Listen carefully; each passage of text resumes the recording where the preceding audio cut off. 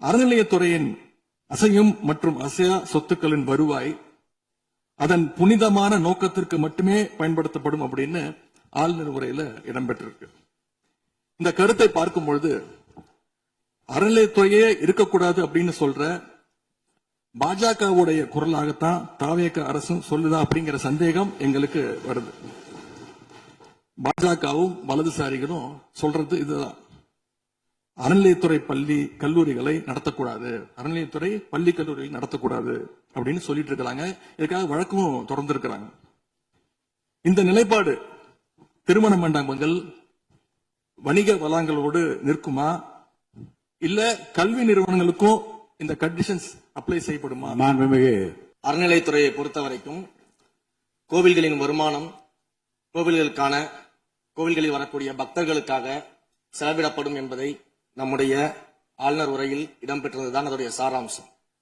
இன்னொன்று, சமீபத்தில் வெளியிடப்பட்ட திருமண மண்டபங்கள் மற்றும் வணிக வளாகங்கள் அந்த பணிகள் துவங்கப்படாத பணிகள் நிறுத்தப்பட்டது என்பது இந்த பணிகளை பொறுத்த வரைக்கும் நாம் ஆராய்ந்த வரைக்கும் அந்த கோவில்களில் பொதுமக்களுக்கு தேவையான அடிப்படை வசதிகள், பொதுமக்களுக்கு தேவையான தங்குமிட வசதிகள், பொதுமக்கள் பக்தர்கள் வரப்போது அவர்களுக்கு தேவையான அடிப்படையிலான கழிப்பறை வசதிகள் போன்ற இந்த வசதிகளை மேம்படுத்துவதை காட்டிலும் இவர்கள் கமர்ஷியலாக கோவில்களுக்கு திருமண மண்டபங்கள் கட்டுவதிலும் வணிக வளாகங்கள் கட்டுவதிலும் அதன் மூலமாக வருவாய் ஈட்டுவதை மட்டுமே குறிக்கோளாக வைத்துக் கொண்டு இந்த திட்டங்களை துவங்கியதன் காரணமாக மேலும் அதன் மீது பல்வேறு நீதிமன்ற வழக்குகள் ஸ்டே ஆர்டர்ஸ் இருப்பதனால நாம் அதையெல்லாம் ரத்து செய்து அறிவிச்சிருந்தோம். இதற்கு ஒரே ஒரு உதாரணமாக எந்த அளவிற்கு கோவில்களை கமர்ஷியலாக மாற்றுவதற்கு கடந்த ஆட்சி காலத்தில் முயற்சி செய்து கொண்டிருந்தார் என்பதற்காக ஒரே ஒரு சிறிய உதாரணத்தை மட்டும் சொல்லிடுறேன்.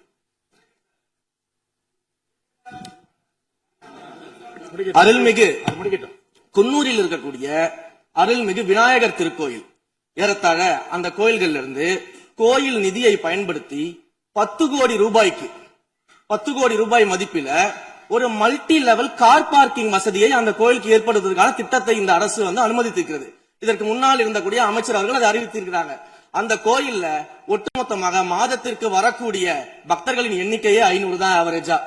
அதே போல அந்த கோவில்களுக்கு அடிப்படையில கழிப்பறை வசதி கூட கிடையாது.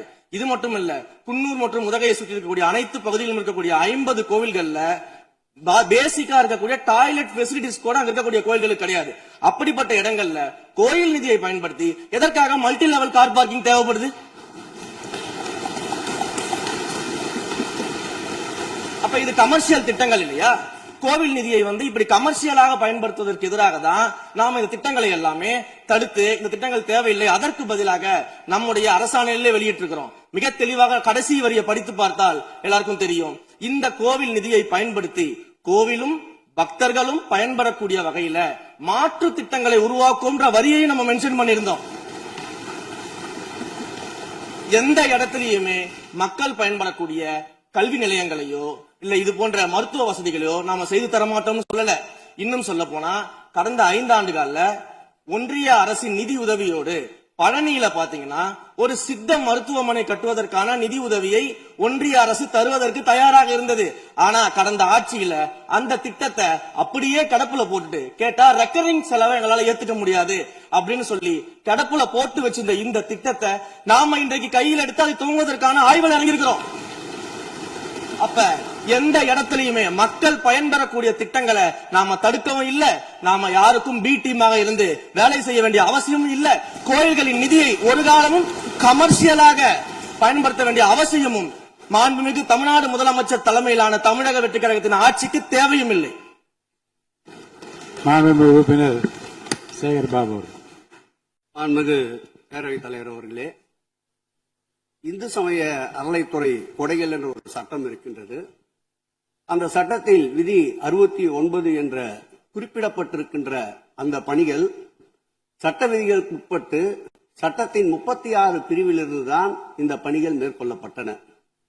குறிப்பாக ஏதோ அமைச்சரே முடிவு செய்து திருமண மண்டபங்களையும் வணிக வளாகங்களையும் ஏற்படுத்துவதற்கு உத்தரவிட்டதாக மாண்புமிகு அமைச்சர் அவர்கள் அவைக்கு உண்மைக்கு புறம்பான தகவலை தந்து கொண்டிருக்கின்றார். ஒவ்வொரு திட்டங்களும் அன்றைய காலகட்டத்தில் இருந்த சட்டப்பேரவை உறுப்பினர்களுடைய பரிந்துரையின் அடிப்படையில் சட்டப்பேரவை உறுப்பினர்கள் கேட்டுக்கொண்டதற்கு அடிப்படையில் தான் அனைத்து திட்டங்களும் அந்த காலகட்டங்களில் கொண்டு வரப்பட்டது. அதோடு மட்டுமல்ல, உறுப்பினர் அவர்கள் குறிப்பிட்டு கூறினார், குன்னூரிலே மல்டி லெவல் கார் பார்க்கிங் கொண்டு வரப்பட்டது என்று. அங்கே இருக்கின்ற 56 கோயில்களையும் நான் குன்னூரிலே 5 நாட்கள் ஊட்டியிலே முகாமிட்டு அனைத்து கோயில்களுக்கும் நேரடியாக சென்று ஆய்வு செய்தோம். அந்த ஆய்வின் அடிப்படையில் அந்த திருக்கோயில்களுக்கு வருகின்ற பக்தர்களுடைய அடிப்படை தேவைகளுக்கு வருமானத்தை உயர்த்துவதற்காக குன்னூருக்கு சுற்றுலாவுக்கு வருகின்ற மக்களுடைய வாகனங்கள் போதிய அளவிற்கு பார்க்கிங்களுக்கு இடமில்லாமல் தவிக்கின்ற சூழ்நிலையில் அங்கே மல்டி லெவல் பார்க்கிங் கொண்டு வந்தால் நகராட்சி பரிந்துரையின் அடிப்படையில் வருமானம் பெருகும். அந்த வருமானம் திருக்கோயில்களுடைய மேம்படுத்துகின்ற பணிகளுக்கு உதவும் என்பதற்காகத்தான் அந்த பணிகளை மேற்கொண்டோம் என்பதை மாண்புமிகு அமைச்சர் அவர்களுக்கு இப்போது யார் அறிவுறுத்தி, ஒரு நிமிஷம், யார் அறிவுறுத்தி இந்த அரசாணையை வெளியிட்டிருக்கின்றாரோ அவர்தான் அப்பொழுது ஆணையாளராக இருந்தபோது இதே அறிவுறுத்தின் பெயரில் அரசாணையை வெளியிட்டிருக்கிறார் என்பதை பேரவைத் தலைவருக்கு, பேரவைத் தலைவர் வாயிலாக அமைச்சருக்கு தெரிவித்துக் கொள்கிறேன். மேலும் அவர் கூறுவதற்கு எனக்கு பாயிண்ட் ஆஃப் ஆர்டரில் பதில் கூறுவதற்கு அனுமதிக்க வேண்டும்.